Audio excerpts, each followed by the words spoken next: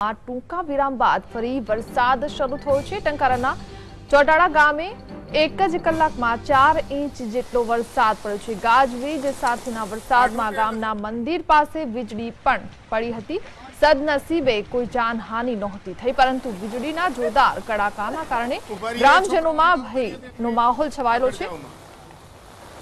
તો ફરી એકવાર મેઘરાજાએ ધમધમાટીને વરસી રહ્યા છે। આ વિશે વધુ માહિતી આપી રહ્યા છે મારા સંવાદદાતા રવિ। રવિ, જણાવો કે વિરામ બાદ ફરી મેઘરાજા મહેર કરી રહ્યા છે, શું છે તમામ વિગત? જી ચોક્કસથી એના આપણે જણાવી દઉં કે ટૂંકા વિરામ બાદ ફરી વરસાદ શરૂ થયો હતો અને જે ટંકારાના જે ઓટાળા ગામ છે ત્યાં 1 કલાકમાં 4 ઇંચ જેટલો વરસાદ નોંધાયો હતો અને જે ગામનું રામજી મંદિર છે તેની બાજુમાં વીજળી પડતા જ જે ખાડા જેવું બની ગયું હતું અને સદનસીબે કોઈ જાનહાનિના સમાચાર નથી।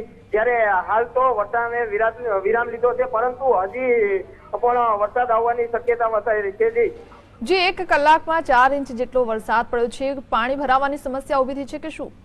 જી ચોક્કસથી નીના આપને જણાવી દઉં કે જે રીતે વાત કરવામાં આવે તો ટૂંકા વિરામ બાદ વરસાદ શરૂ થયો છે, જ્યારે હજી પાણી ટંકારા પંથકમાં ગત 2 દિવસમાં જ 12 થી 15 ઇંચ જેટલો વરસાદ નોંધાયો હતો, જેના પાણી હજી સુકાયા નથી। ત્યારે 1 કલાકમાં 4 ઇંચ જેટલો વરસાદ વરસવાથી ગામમાં ભેજ જેવો પણ માહોલ સર્જાઈ રહ્યો છે। ત્યારે અમુક ગામોમાં પાણી જે સંપર્ક વિહોણા પણ છે, જ્યારે તંત્ર દ્વારા તમામ કાર્યવાહી હાથ ધરવામાં આવે છે, પરંતુ તંત્ર ક્યાંક ને ક્યાંક પાછું પડતું હોય તેવા પણ દ્રશ્યો સર્જાઈ રહ્યા છે।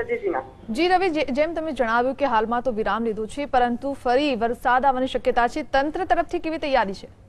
જી ચોક્કસથી એને આપણે જણાવી દઉં કે તંત્ર દ્વારા જે કામગીરી કરવામાં આવી રહી છે ત્યાં ક્યાંક ને ક્યાંક તંત્ર પોતે નિષ્ફળ સાબિત થઈ રહ્યું છે અને તંત્ર માત્ર પોતાના જે આંકડા લેવામાં જ વ્યસ્ત હોય તેવા પણ દ્રશ્યો સર્જાય છે। જ્યારે લોકોને જે સમસ્યા પડી રહી છે તેમને કોઈ ધ્યાન નથી આપતું, પરંતુ તંત્ર દ્વારા તેમને જે મુશ્કેલી તેમને પણ ક્યાંક ને ક્યાંક પીછેહટ સર્જાઈ રહી છે। જી બિલકુલ રવિ, સમગ્ર માહિતી આપવા બદલ આભાર।